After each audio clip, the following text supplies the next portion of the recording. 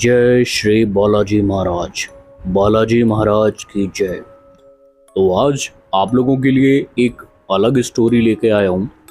खासकर उन बच्चों के लिए होने वाली है जो लड़कियाँ, मोस्टली लड़कियाँ जो बाहर रहती हैं हॉस्टल्स में अपने घर, गांव, शहर को छोड़कर, और उन पेरेंट्स के लिए भी सबब होने वाली हैं जो कि अपने बच्चे को बाहर छोड़ते वक्त ये ध्यान नहीं देते कि वो किसके साथ और कैसे रह रही हैं।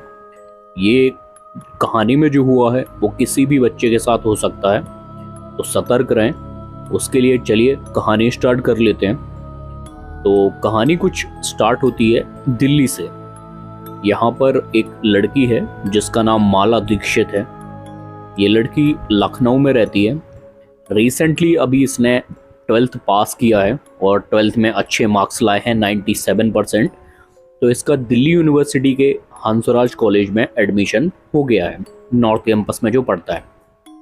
अब क्या होता है कि ये लोग दिल्ली तो आ जाते हैं, ये और इनके मम्मी पापा दोनों ही, तीनों लोग दिल्ली आ जाते हैं। अब हॉस्टल में क्या होता है कि दिल्ली यूनिवर्सिटी के हॉस्टल सब लोगों को नहीं मिलते। इसमें रैंकिंग के हिसाब से आपको यहाँ पर हॉस्टल में सीट दी जाती है, उसकी भी लिस्ट जारी होती है। तो यहाँ पर ये लोग पहली लिस्ट में अपना नाम देखते हैं तो नहीं होता है। अब दूसरी लिस्ट का वेट करते हैं तो 2 दिन तक ये होटल में रुके रहते हैं। उसके बाद देखते हैं तो दूसरी लिस्ट में भी इनका नाम नहीं होता। तो माला और माला के जो पेरेंट्स हैं थोड़े से परेशान हो जाते हैं कि अगर क्या होगा अगर थर्ड लिस्ट में भी नाम नहीं आया तो, क्योंकि थर्ड लिस्ट लास्ट लिस्ट होने वाली है। तो अब कुछ दिनों ये सोचते हैं कि होटल में ही रुक लेते हैं। तो होटल में ये लोग कमरा ले लेते हैं फिर से, और 2 दिन और रुकते हैं। फिर थर्ड कट ऑफ लिस्ट आ जाती है यहाँ पर। अब उसमें भी माला का नाम यहाँ पर नहीं होता है। तो अब इनके पापा सोचते हैं कि क्या किया जाए। तो पास में ही एक इनको ब्रोकर मिलता है जो हॉस्टल वगैरह दिलाते हैं, घर वगैरह रेंट पे दिलाते हैं या खरीदवाते हैं। तो वो अपना इनको कार्ड देता है और पूछता है कि बिटिया पहली बार आई हो? ये जब माला जवाब देती है हाँ जी अंकल, तो बोलती है आपको अगर हॉस्टल चाहिए तो ये हमारा कार्ड रख लीजिए जिसमें आपको रहना, खाना सब कुछ मिलने वाला है। तो अंकल जी से बात करने लगता है ब्रोकर और बोलता है अंकल जी ठीक है, मैं जानता हूँ आपका मन हॉस्टल में रखने का था, लेकिन अगर एक बार आप मेरे साथ देख लीजिए। माला और उसके पेरेंट्स ब्रोकर के साथ यहाँ पर हॉस्टल देखने के लिए निकल पड़ते हैं। अब जैसे ही हॉस्टल में पहुँचते हैं तो इनको नहीं पता था अभी तक कि ये फैसला माला के लिए इतना ज़्यादा खतरनाक हो सकता है। लेकिन आते हुए कुछ नहीं दिखता और बिटिया परेशान दिख रही है। इन लोगों को भी घर जाना है और करियर का सवाल है, तो हॉस्टल के चक्कर में यहाँ पर कॉलेज तो छुटा नहीं सकते। लेकिन कई बार हमारी छोटी छोटी गलतियाँ, या फिर आप नासमझी भी कह सकते हैं, आप पर कितनी भारी पड़ने वाली है। तो यहाँ पर ये लोग हॉस्टल देखने जाते हैं। हॉस्टल देखते हैं, सब कुछ अवेलेबल है। यहाँ पर हॉस्टल में लिफ्ट लगी हुई है, खाना भी मिल रहा है, पानी भी है नॉन स्टॉप, बिजली का भी कोई बिल नहीं देना है। सिर्फ आपको 15,000 रुपये यहाँ पर देना है मंथली, और सारी चीज़ें आपको प्रोवाइड की जाएंगी। माला के पेरेंट्स को ये देख के बहुत अच्छा लगता है कि चलिए बिटिया पढ़ाई के अलावा कुछ नहीं करने वाली, क्योंकि सारी चीज़ें यहाँ पर दी जा रही हैं। तो किसी भी चीज़ की हेडेक लेने की ज़रूरत नहीं है, किसी चीज़ के लिए परेशान होने की ज़रूरत नहीं है। ठीक है, रूम पसंद आता है। तो इनका रूम 3rd फ्लोर पर एक रूम पसंद आता है जो कि शेयरिंग में है। लड़की पहली बार घर से बाहर निकली है, अकेले रखने में थोड़े पेरेंट्स भी डर रहे हैं और माला भी यहाँ पर डर रही है। तो एक शेयरिंग में रूम ले लेते हैं। रूम में जाके देखते हैं सब कुछ बढ़िया है, एसी वगैरह लगा हुआ है। लेकिन देखती है एक चीज़ यहाँ पर नोटिस करने वाली है, इसकी रूममेट यहाँ पर नहीं है। और रूममेट का जो सामान है सब कुछ वो उसने पैक करके रखा हुआ है। तो हॉस्टल का जो इंचार्ज होता है उनसे पूछते हैं भैया ये साथ वाली लड़की कहाँ पर है? इनकी मम्मी पूछती हैं, बोलती है वो अभी घर गई हुई है। वो कितने दिन के लिए गई हुई है ये यहाँ से मम्मी पूछती हैं। तो सामने से जवाब आता है कि 2 दिन के लिए ही गई है, इससे ज़्यादा नहीं जाती वो। तो यहाँ पर इनको थोड़ा सा लगता है कि 2 दिन के लिए गई है और पूरा सामान पैक कर रखा है इसने। चलिए ठीक है कि कोई बड़ी बात नहीं है, तो ये लोग इग्नोर कर देते हैं। ठीक है, कोई बात नहीं। अब माला यहाँ पर 2 दिन इनके पेरेंट्स को रुकने की इजाज़त दी जाती है हॉस्टल वालों की तरफ से। रिक्वेस्ट करते हैं कि थोड़े दिन अपनी लड़की के साथ बिता ले, पहली बार घर से बाहर निकली है। तो 2 दिन पेरेंट्स रुकते हैं, बहुत चीज़ें बढ़िया चल रही हैं, ये लोग सारी चीज़ें देखने के लिए रुके हैं यहाँ पर कि सब ठीक है या नहीं। हॉस्टल जाती है और यहाँ से सुबह बढ़िया कॉलेज जा रही है। ब्रेकफास्ट मिल रहा है, लंच मिल रहा है, डिनर मिल रहा है और कॉलेज से लंच करने आ भी जाती है क्योंकि पास में है। सब बढ़िया है। पेरेंट्स यहाँ पर निकल जाते हैं घर पे। अब माला यहाँ पर अकेली बची हुई है। 1 दिन निकल जाता है, 2 दिन निकल जाते हैं। अब माला यहाँ पर बिल्कुल एक्सपेक्ट नहीं कर रही थी जो यहाँ पर होने वाला था। माला अपने रूम में, दोपहर का टाइम है, संडे की छुट्टी हुई है, तो रेस्ट कर रही है। लंच करने के बाद सो रही थी। तो माला को अचानक से कुछ ऐसा महसूस होता है कि वो सपना देख रही है। सपने में वो सो रही है और कोई बहुत बड़ी सी मैच्योर, मतलब 50 साल की कोई औरत जिसने बुर्का पहना हुआ है, वो उसके सिरहाने पर खड़ी हुई है। और बुर्के का फ्रंट वाला जो पार्ट होता है जिससे फेस दिखता है, वो वाला पार्ट उठा के उसको कंटिन्यूअसली देख रही है। माला बहुत डर जाती है, जैसे कोई स्ट्रेंजर आके आपके सिर के पास खड़ा हो जाए, वो भी ऐसे गेटअप में जिसकी बड़ी बड़ी आंखें हैं, आंखों में काजल लगा रखा है और एकदम सफ़ेद सा चेहरा, काले लाल बाल। ऐसा कोई आपके सिरहाने खड़े हो जाए तो आप वैसे ही डर जाने वाले हो। माला को अब तक यही लग रहा था कि ये सपना है। एकदम से माला की यहाँ पर आंख खुल जाती है और वो सामने देखती है कि ये सपना नहीं है, ये हकीकत है। माला तुरंत से देख के डर जाती है और उठ के खड़ी हो जाती है, ऐसे देखने लगती है। तो वो औरत जो उसके सिरहाने खड़ी है वो माला से बोलती है, क्या हुआ बेटा, क्या हुआ, डरो मत आप, मैं आपकी रूममेट की माँ हूँ। आप मिले हो अपने रूममेट से कभी?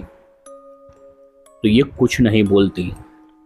सामने से एक लड़की दौड़ते हुए आती है और रूम में एंटर करती है और तुरंत जाके माला से बोलती है हाय। माला भी इस तरफ से हाथ हिलाती है, बोलती है मैं आपकी रूममेट हूँ, मेरा नाम शाहीन है, आपका नाम क्या है? तो यहाँ पर माला बताती है मेरा नाम माला है।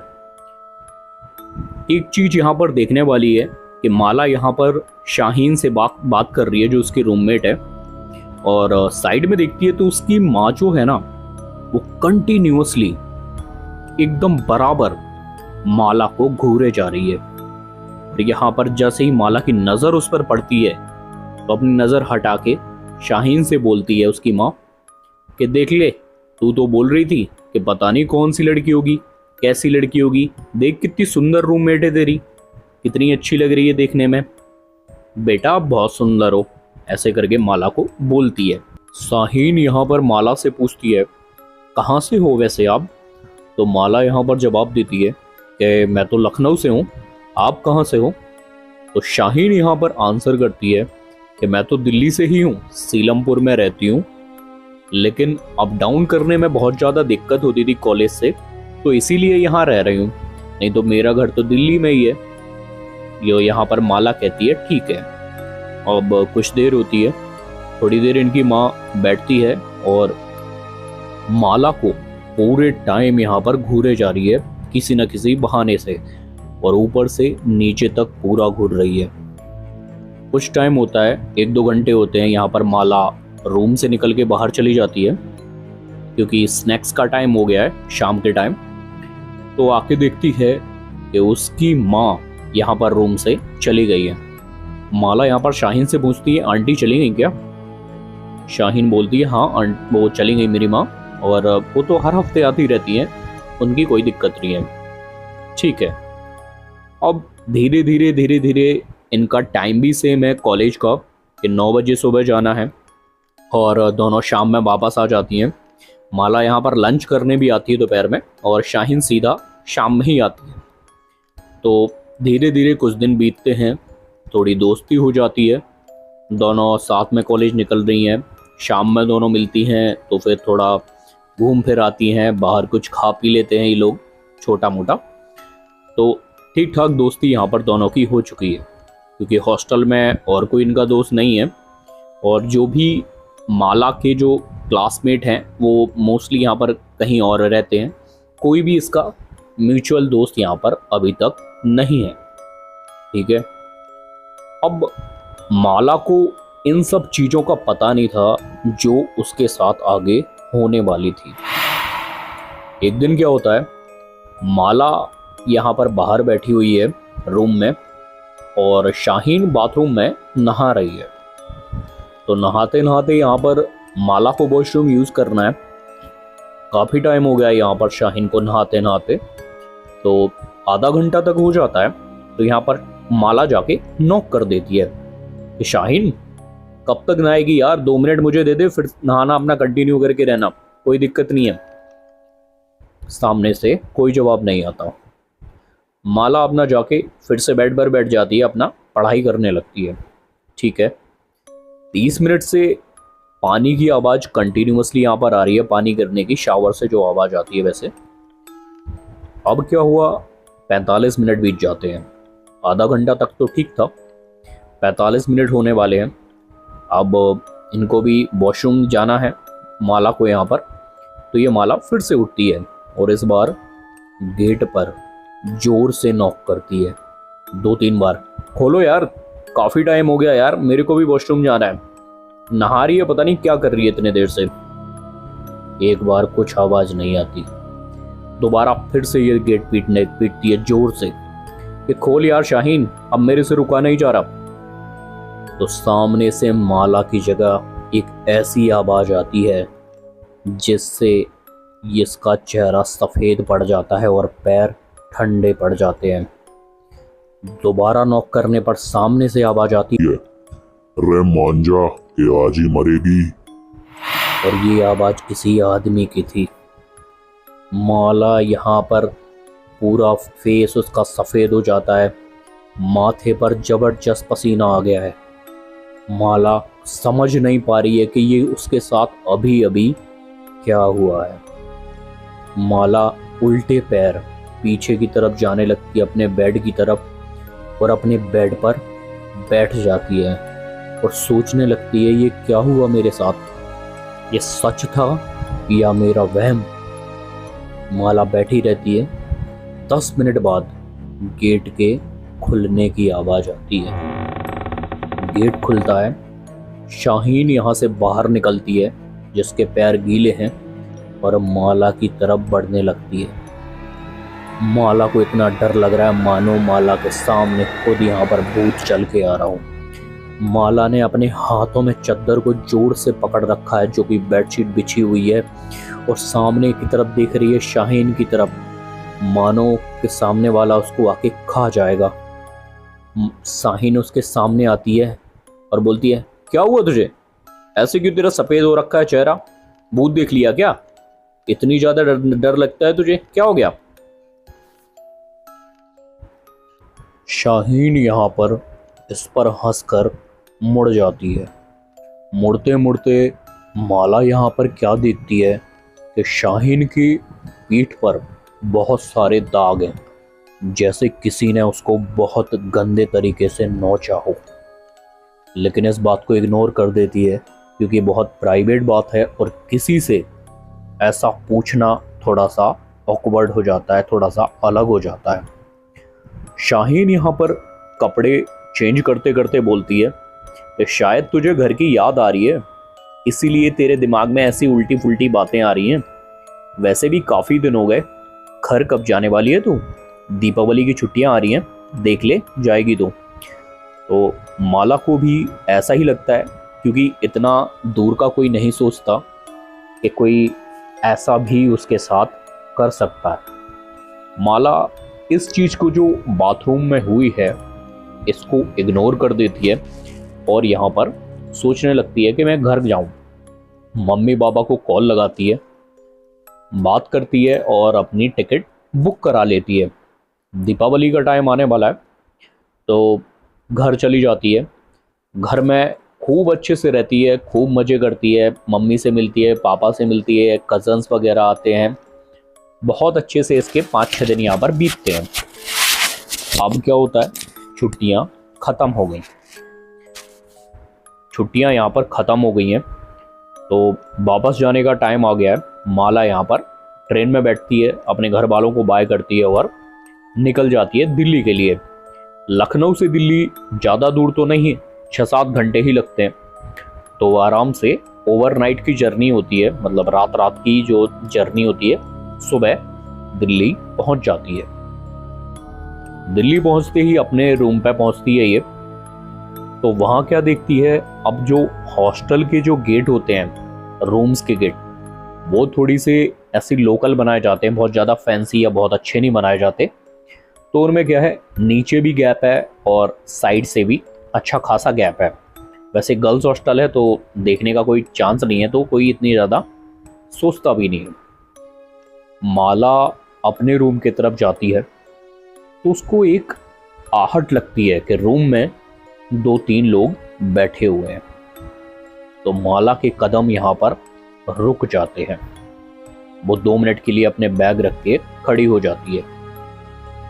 रूम में से आवाज आती है कि माला उसकी माँ है और कोई एक और भी रूम में बैठा हुआ है। माला की माँ यहाँ पर काफी परेशान है और रो रही हैं। माला की माँ की आवाज आती है, मुफ्ती साहब, मेरी बेटी ठीक तो हो जाएगी ना? ये बहुत परेशान है और कितने दिन हमें ये सहना पड़ेगा। वैसे भी 2 साल यहाँ पर हो चुके हैं और मैं जानती हूँ कि मैं ये दर्द कैसे सह रही हूँ। इसकी हालत देखो जरा कितनी खराब है।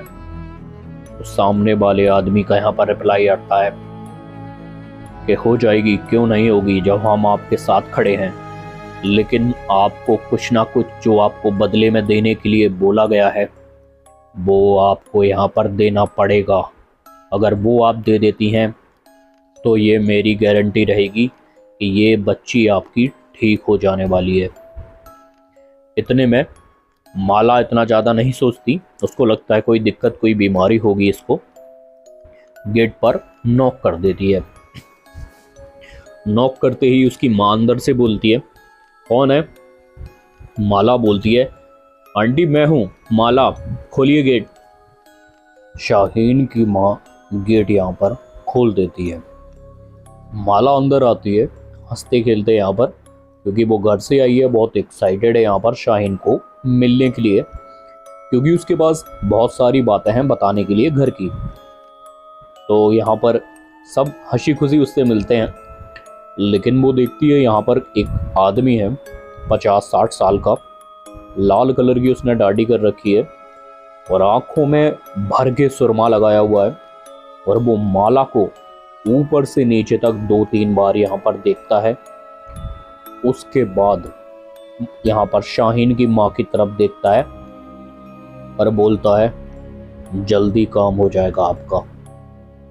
तो शाहीन की माँ यहाँ पर और थोड़ी सी खुश हो जाती हैं। शाहीन की माँ बोलती है, ये लो बेटा, लड्डू खा लो, मैंने आपके लिए ही बनाए हैं। शाहीन से यहाँ पर लेके खाते रहना, बहुत सारे मैंने भेजे हैं घर से, सिर्फ आपके लिए बनाए हैं। ठीक है, थोड़ी बहुत बैठते हैं ये लोग, बातचीत होती है। और यहाँ पर शाहीन के जो आए हैं 2 लोग मिलने, वो लोग जाने लगते हैं, चले जाते हैं वो लोग। तो यहाँ पर शाहीन कहती है, और भाई क्या मजे किए तूने घर में, बता हमें कुछ। तो यहाँ पर माला अपने घर की कहानियाँ सुनाने लगती है। इतने बीच में शाहीन यहाँ पर लड्डू का डिब्बा निकालती है और बोलती है, ये लड्डू तो खा ले, मेरी माँ ने इतने प्यार से तेरे लिए बनाए हैं। तो यहाँ पर बिना कुछ सोचे समझे माला लड्डू खा लेती है। उसको नहीं पता था कि इस प्यार के पीछे कितनी बड़ी एक साजिश छुपी हुई है। माला लड्डू खा लेती है, 1 लड्डू खा लेती है, 2 लड्डू खा लेती है। इसके बाद शाहीन को बोलती है, तू भी तो ले, तूने नहीं खाया एक भी लड्डू। तो यहाँ पर शाहीन बोलती है, यार मैं क्या खाऊं, घर पे जितने दिन रहे मेरे माँ ने मुझे यही लड्डू खिलाए हैं, तो इतने सारे खाने के बाद अभी मेरा मन नहीं कर रहा। 1-2 दिन रुक जा, थोड़ा सा टेस्ट न्यूट्रलाइज हो जाएगा, उसके बाद मैं 1-2 लड्डू खा लूंगी, अभी तो भाई तू खा। तो यहाँ पर माला ने लड्डू खा लिए। माला को लड्डू का टेस्ट बहुत अच्छा लगा है। जैसे कि माना जाता है हमारे बहुत सारे रिचुअल्स में, और यहाँ पर हमारे बड़े बूढ़े भी बताते हैं कि जिस चीज़ में कुछ अलग या कुछ मिलाया होता है, तंत्र विद्या का या किसी भी तरीके का कह लो, उसका जो स्वाद होता है वो कुछ ज़्यादा ही बढ़िया लगता है। यहाँ पर माला अपने आप को रोक नहीं पा रही है, उसने एक के बाद एक यहाँ पर 4 लड्डू ख़त्म कर दिए। उसको नहीं पता था कि ये लड्डू नहीं, ये किस तरीके का जहर उसको दिया जा रहा है। ठीक है, भरोसे में कोई कुछ भी कर दे, क्या कर सकते हैं किसी का, उसको तो भरोसा था ना यहाँ पर शाहीन पे। ठीक है, एक दिन कुछ नहीं होता, पूरे दिन ये बढ़िया तरीके से बात करती है। छुट्टी है आज के दिन, तो दोनों आपस में चुगलियाँ करते हैं, खाना खाते हैं, घूमने जाते हैं शाम में। अब यहाँ पर सोने का टाइम हो चला है, 11 बज चुके हैं रात के। तो ये दोनों सोने चली जाती हैं। शाहीन यहाँ पर ऑलरेडी सो चुकी है। माला यहाँ पर धीरे धीरे उसको नींद आ रही है, मोबाइल चला रही है। थोड़ी ही देर में आधा घंटा तक मोबाइल चलाती है, मोबाइल को बेड के साइड में रख के सो जाती है। अभी कुछ नहीं होता, जब थोड़ी रात होती है, 2-3 बजते हैं, माला को यहाँ पर एक अजीब सा सपना दिखता है कि माला छोटी बच्ची है 9-10 साल की, जो उसका स्वरूप था 9-10 साल में, वो अपने माँ बाप के साथ कहीं जाने की तैयारी कर रहे हैं। लेकिन घर जो है जहाँ वो रह रहे हैं, जहाँ वो खड़े हैं, वो घर बड़ा अननोन सा है, मतलब नहीं जानते वो किसका है। ठीक है, माला तैयार हो रही है, छोटी बच्ची है, और मम्मी पापा दोनों तैयार हो चुके हैं। मम्मी पापा दोनों आगे जाने लगते हैं घर से बाहर की तरफ। तो माला उनको आवाज़ लगाती है, छोटी बच्ची है, कि रुकिए, मैं भी चल रही हूँ, मुझे तो ले जाइए। पेरेंट्स मुड़ के नहीं देखते, सीधे चले जाते हैं, और देखते ही देखते वो लोग काफ़ी आगे निकल जाते हैं। माला अपनी जगह पर ना निकल पा रही है, ना खड़ी हो पा रही है, ऐसा मानो उसके पैर जम गए हों। जब पेरेंट्स थोड़ी सी दूर निकल जाते हैं तो एक साया उसको दिखता है कि मेरे पीछे कोई खड़ा है। माला यहाँ पर मुड़ के दिखती है तो काले कपड़ों में एक बहुत लंबा सा आदमी है, प्रेत है, जिन है, नहीं पता। बहुत बड़े काले कपड़ों में कोई खड़ा है, जिसकी दाढ़ी ऑरेंज कलर की है। मुंह समझ में नहीं आ रहा कि फेस है किस तरीके का ये। उसने अपना बड़ा सा हाथ निकाल के माला के मुंह पर रख देता है कि आवाज़ मत करो। और इतने में माला जो बेड पर सो रही है उसको स्लीप पैरालिसिस हो जाता है। जो भी मेरे भाई स्लीप पैरालिसिस नहीं जानते उनके लिए बता देना चाहता हूँ, एक ऐसी कंडीशन है जिसमें आप लेटे रहते हैं, आपको पता है कि आप लेटे हैं, आप पूरे होशो हवास में हैं, लेकिन ना आप उठ पा रहे हो, ना कुछ बोल पा रहे हो, बिल्कुल एकदम आप जम से जाते हो बेड पर। इसको कहते हैं स्लीप पैरालिसिस। माला को एकदम तरीके से वो हो गया है। माला हिलने डुलने की भी कोशिश कर रही है यहाँ पर। ऐसा 1 घंटे तक यहाँ पर चलता है। माला की आंखों से आंसू गिरने लगे हैं, पूरा शरीर ठंडा पड़ गया है। 1 घंटे बाद उसकी गिरफ्त से माला यहाँ पर छूटती है और उठ के बैठ जाती है। उसको लगता है कोई बहुत भयानक सपना यहाँ पर उसने देखा है। माला उठकर बैठ जाती है, पानी वानी पीती है, और एक गंदा सपना समझ के हनुमान चालीसा एक बार चलाती है। आप कभी भी ये चीज़ नोटिस करना कि अभी कभी भी आपको अगर कोई सपना आता है या दिक्कत लगती है, आप एक बार हनुमान चालीसा चला लेंगे बगल में और एक बार चल जाएगी वो, आपको इतनी बढ़िया नींद आएगी जितनी आपको कभी भी नहीं आई होगी। ये मेरा खुद का एक्सपीरियंस है, ये मैंने खुद से महसूस किया है, इसलिए आप लोगों को बता रहा हूँ। चलिए स्टोरी पे चलते हैं। माला के साथ ये जो घटना हुई है, मानो ऐसा लग रहा है कि शाहीन उसकी इस घटना को सुन के यहाँ पर खुश है। पूरा वाकया यहाँ पर शाहीन को बताती है माला सुबह, क्योंकि शाहीन यहाँ पर अकेली ही दोस्त है उसकी। शाहीन थोड़ी सी खुश होती है और बोलती है तू भी पागल है, बड़ी डरपोक निकली यार तू तो माला ना ही अपने पेरेंट्स से यहाँ पर शेयर करती है ये चीज़, ना ही किसी और अपने स्कूल या कॉलेज फ्रेंड से, क्योंकि उसको लगता है कि अगर वो बताएगी तो सारे लोग यही बोलने वाले हैं कि तू बहुत डरपोक है, तू बहुत पट्टू है। तो इन सब चीज़ों से बचने के लिए बच्चे बड़े बहुत ज़्यादा कॉन्शियस होते हैं कि कोई उनको ऐसा ना बोल दे, कोई उनको ऐसा ना बोल दे, तो वो किसी से ये चीज़ शेयर नहीं करती। अब दूसरे दिन भी सेम चीज़ माला के साथ यहाँ पर होती है। तीसरे दिन, चौथे दिन कंटिन्यूअसली अलग अलग तरीके के फिगर उसको दिख रहे हैं सपने में, और स्लीप पैरालिसिस कंटिन्यूअसली हो रहा है। अब तो हालत ऐसी है कि दिन में भी उसको ब्लैकआउट्स होने लगे हैं। ब्लैकआउट्स ऐसी कंडीशन होती है जैसे कई बार अपने साथ होता है कि अपन सामने देख रहे होते हैं लेकिन हमारा दिमाग कहीं और होता है। तो सामने देखते रहे होते हैं लेकिन हमें सामने का नहीं दिखता, हमारा दिमाग कहीं और होता है। इसको कहते हैं ब्लैकआउट्स। तो उसको ब्लैकआउट्स भी बहुत ज़्यादा होने लग गए हैं। पढ़ाई में ध्यान नहीं लग रहा, खाना भी नहीं खा रही है, शरीर एकदम कमज़ोर हो गया है और रात में सोने से डरने लग गई है वो, यानी कि नींद नहीं ले रही है। जैसे ही सोती है कुछ ना कुछ उल्टा सीधा यहाँ पर उसको दिखने लग गया है, और किसी से इस मारे बता भी नहीं रही है कि कोई उसको डरपोक या कुछ ना बोले। तो ये सारी चीज़ें बेचारी बच्ची यहाँ पर सारी चीज़ें सहन कर रही है।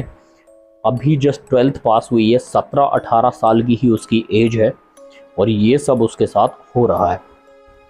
आगे जो कुछ भी होने वाला था उसके आगे ये चीज़ कुछ भी नहीं है। माला एक दिन कॉलेज से अब आती है और अपने रूम में एक बहुत अच्छी खुशबू महसूस करती है।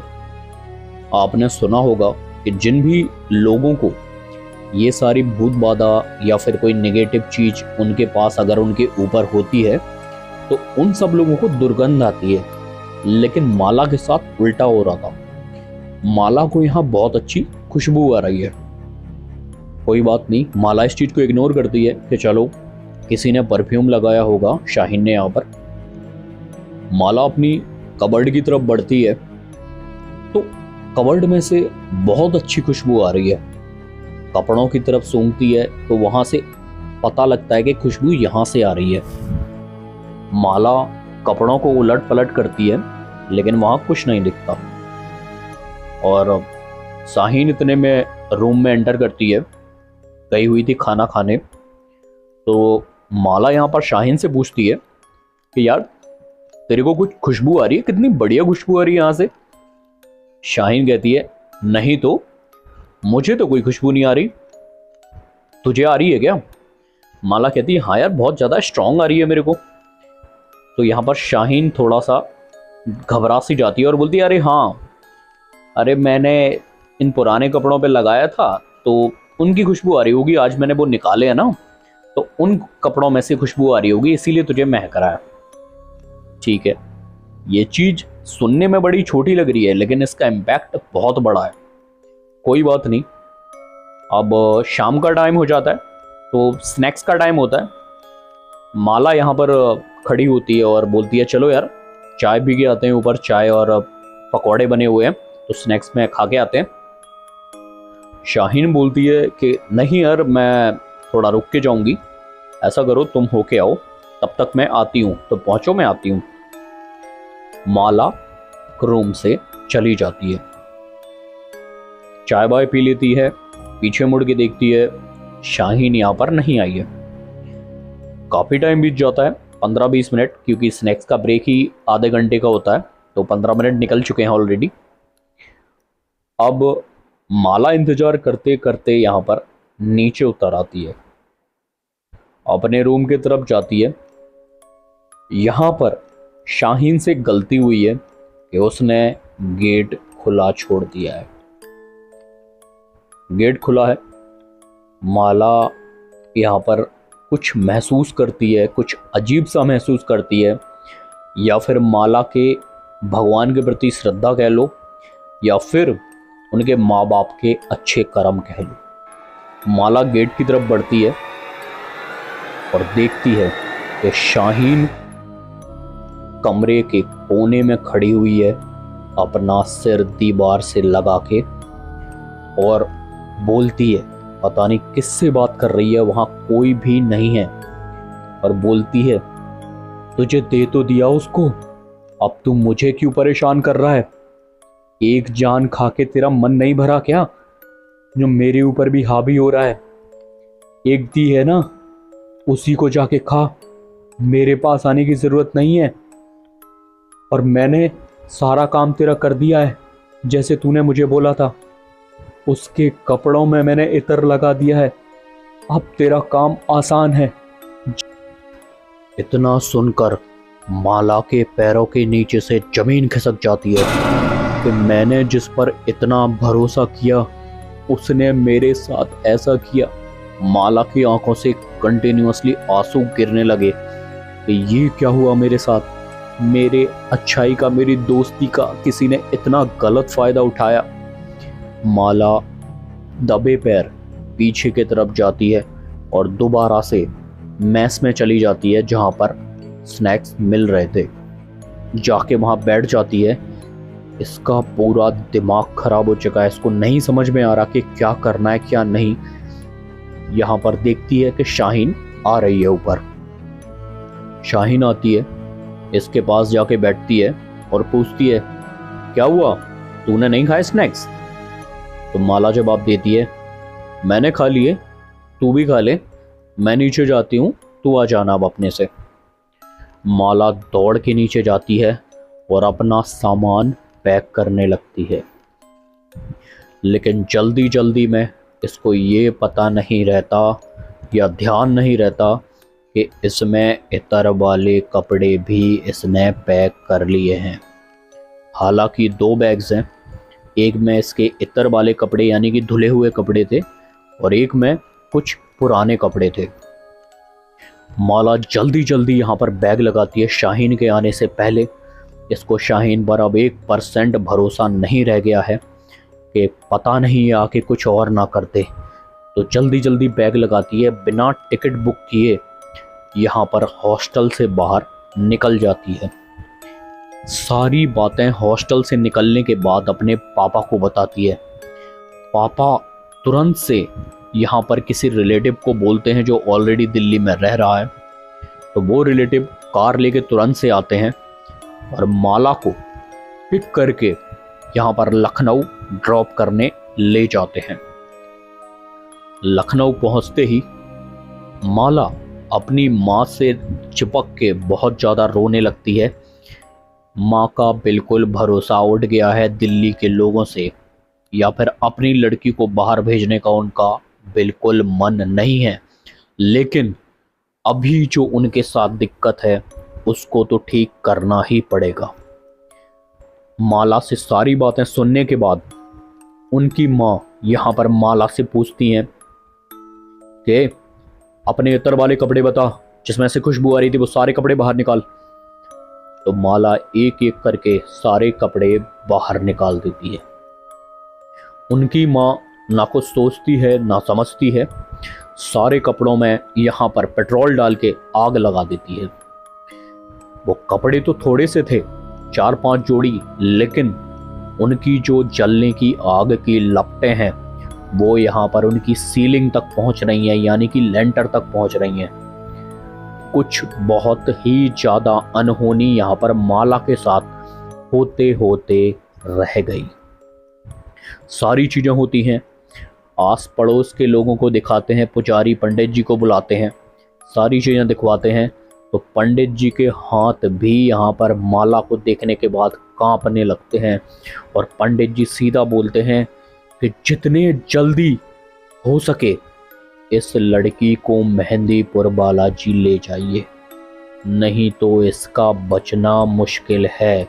7 दिन है इसके पास, अगर 7 दिन तक कुछ नहीं हुआ तो इस लड़की को कोई नहीं बचा सकता।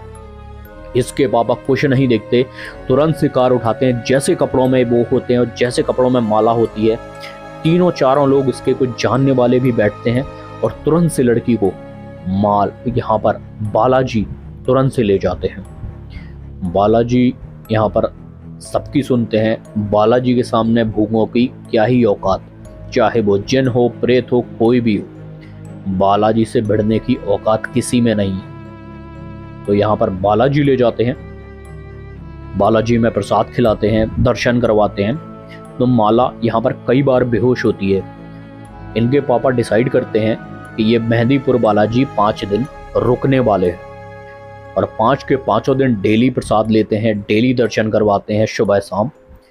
माला दूसरे दिन से तीसरे दिन में लगभग ठीक हो चुकी है।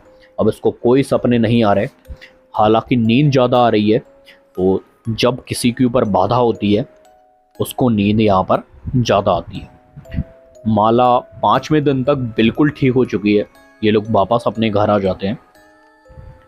अब करियर की बात है तो कॉलेज तो जाना पड़ेगा।